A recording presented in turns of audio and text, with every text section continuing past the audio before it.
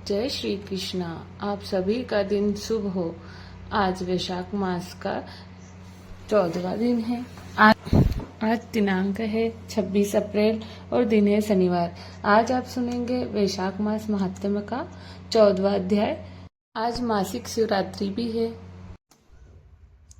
सुनिए आज का अध्याय। भगवान जानते हैं कि मेरा ये भक्त निर्मल है, ये कोई छल कपट करना नहीं जानता, तो ऐसे में वह अपने भोले भाले भक्त की रक्षा, ये भक्त की सहायता जरूर करते हैं। आज की कहानी एक ऐसे ही भोले भाले भक्त की कहानी है। भक्त धन्ना जी का जन्म मुंबई के पास में एक गांव में हुआ था और वो एक जाट घराने से संबंधित थे। धन्ना जी के माता पिता कृषि और पशुपालन करके अपना जीवन बिताया करते थे और उनके पास धन का बहुत अभाव था। जैसे ही धन्ना बड़ा हुआ उसे भी पशु चराने के काम में लगा दिया। अब वो हर दिन अपने पशुओं को चराने के लिए दूर जंगल में जाने लगा। गांव के बाहर ही एक कच्चे तालाब के पास में एक ठाकुर जी का मंदिर था, जिसमें बहुत सारी ठाकुर जी की मूर्तियां रखी हुई थी। लोग हर दिन वहां आकर श्रद्धा से माथा टेकते और कुछ भेंट दक्षिणा अर्पण किया करते। धन्ना पंडित जी को ठाकुर जी की पूजा करते, स्नान करवाते और घंटियां बजवाते रोज देखा करता। अल्प बुद्धि का होने के कारण वो कुछ भी समझ नहीं पाता था। एक दिन धन्ना के मन में आया कि चलो देखते हैं ये सब क्या होता है। फिर उसने एक दिन मंदिर में जाकर पंडित जी से पूछा कि पंडित जी, आप हर दिन मूर्तियों के आगे बैठकर क्या करते हो? पंडित जी ने बताया कि हम ठाकुर जी की सेवा करते हैं और ठाकुर जी की सेवा करने से सारी इच्छाएं पूर्ण हो जाती है। धन्ना ने सुना तो कहा, पंडित जी एक काम कीजिए, ये ठाकुर जी मुझे भी दे दो। भले भाले धन्ना ने सोचा कि उनका परिवार बहुत गरीबी में जीवन बिताता है, शायद ठाकुर जी उनकी भी गरीबी दूर कर दे। इसी प्रकार सोचते हुए उसने पंडित जी से बार बार ठाकुर जी को लेने की जिद करनी शुरू कर दी। पंडित जी ने देखा तो सोचा कि ये बालक ऐसे नहीं मानेगा, तो उस बालक से छुटकारा पाने के लिए पंडित जी ने कपड़े में पत्थर को लपेटकर दे दिया। घर जाकर धन्ना ने पत्थर को ही ठाकुर जी समझकर बड़े प्यार से स्नान करवाया और फिर भोग लगाने के लिए कहने लगा। जब धन्ना ने देखा कि ठाकुर जी तो भोग ग्रहण ही नहीं कर रहे, तो उनसे बार बार प्रार्थना करने लगा। धन्ना ने ठाकुर जी के आगे कसम खाई कि ठाकुर जी अगर आप नहीं खाएंगे तो मैं भी भूखा रहूंगा। मासूम धन्ना की ये जिद देखकर भगवान प्रकट हो गए और उसके द्वारा रखी गई लस्सी और रोटी का भोग लगा लिया। इस तरह धन्ना ने अपने भोलेपन में पूजा करने और साफ मन से पत्थर में भी भगवान को पा लिया। कुछ समय बीतने के बाद धन्ना को एक दिन लगा कि उसके माता पिता बूढ़े हो रहे हैं और वो अकेला नवयुवक था। उसे ख्याल आया कि ठाकुर जी की पूजा करके उन्हें प्रसन्न करके सब कुछ पाया जा सकता है, तो उसे ये भी जरूर करना होगा ताकि उसके घर की गरीबी दूर हो जाए और उनके घर में सुख आ जाए। ऐसा ही सोचकर वे फिर से एक बार ठाकुर जी के मंदिर में पंडित जी के पास गया और पंडित जी से ठाकुर जी को पाने की जिद करने लगा। पंडित जी ने पहले तो ठाकुर जी देने से मना कर दिया कि वो ठाकुर जी की पूजा अकेले नहीं कर पाएगा, और पंडित जी ने यह भी कहा कि दूसरा तुम अनपढ़ हो और तीसरा ये कि ठाकुर जी तो मंदिर के बिना कहीं भी नहीं रहते, इसलिए वो तुम्हारे घर जाके प्रसन्न ही नहीं होंगे। इसलिए धन्ना तुम जिद मत करो और अपने खेतों की देखभाल करो। ब्राह्मण का धर्म है पूजा पाठ करना है और जाट का काम है अनाज पैदा करना। पंडित जी की बात सुनकर धन्ना टस से मस नहीं हुआ और वो जिद करता रहा। जब वह जिद करता रहा तो अपनी के डर से पंडित जी ने जो सालिग्राम जी के मंदिर में फालतू पत्थर पड़ा हुआ था उसी को उठाकर धन्ना को दे दिया और पूजा पाठ की विधि भी बता दी।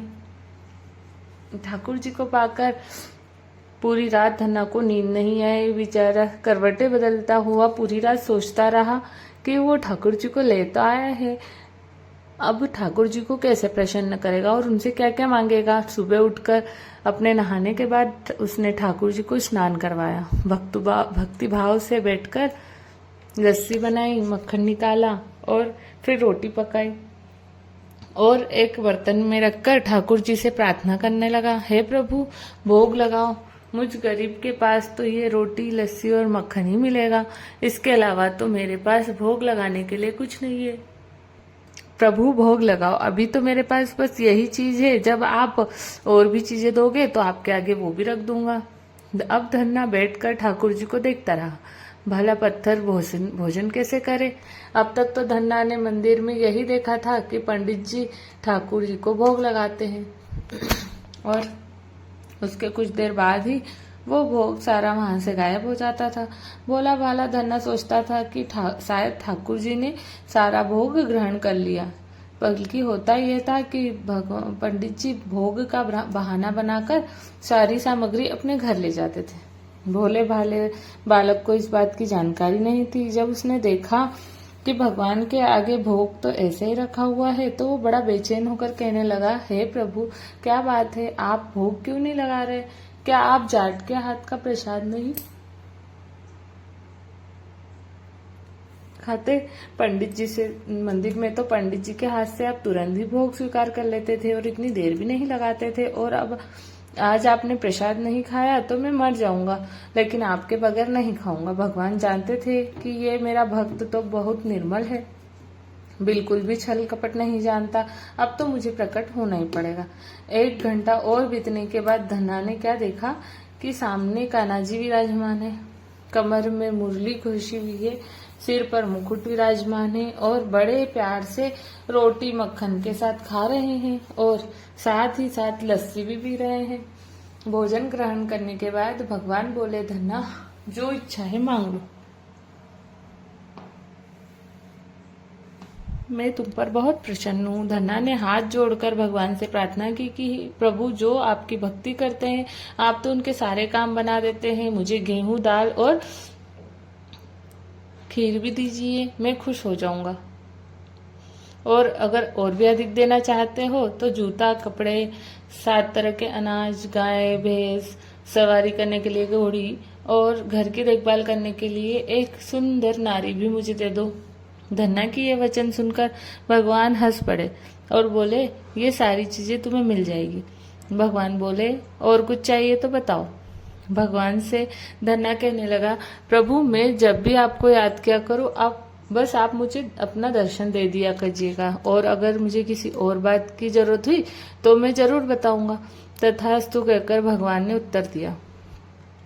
फिर धन्ना बोला, प्रभु आज से ये धन्ना आपके आजीवन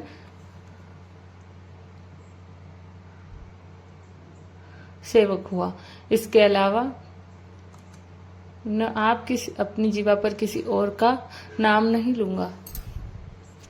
धन्ना ये सारी वस्तुएं पाकर खुशी से पागल हो गया। उसने आंखें बंद कर ली और जब आंखें खोली तो देखा कि भगवान तो वहां पर थे नहीं, और बल्कि वहां पर पत्थर सालिग्राम पड़ी हुई थी जिनकी पूजा वह हर दिन करता था। उसने बर्तन में बचा हुआ प्रसाद खुद खाया और प्रसाद खाते ही उसे तीनों लोकों का ज्ञान हो गया। भगवान के दर्शन के कुछ दिन बाद ही धन्ना के घर में सारी खुशियां आ गई। उसका एक अमीर घराने में विवाह हो गया। उसकी बिना बोई भूमि पर भी फसल लहला गई। उसने जो जो चीज भगवान से मांगी थी वो सब कुछ मिल गई।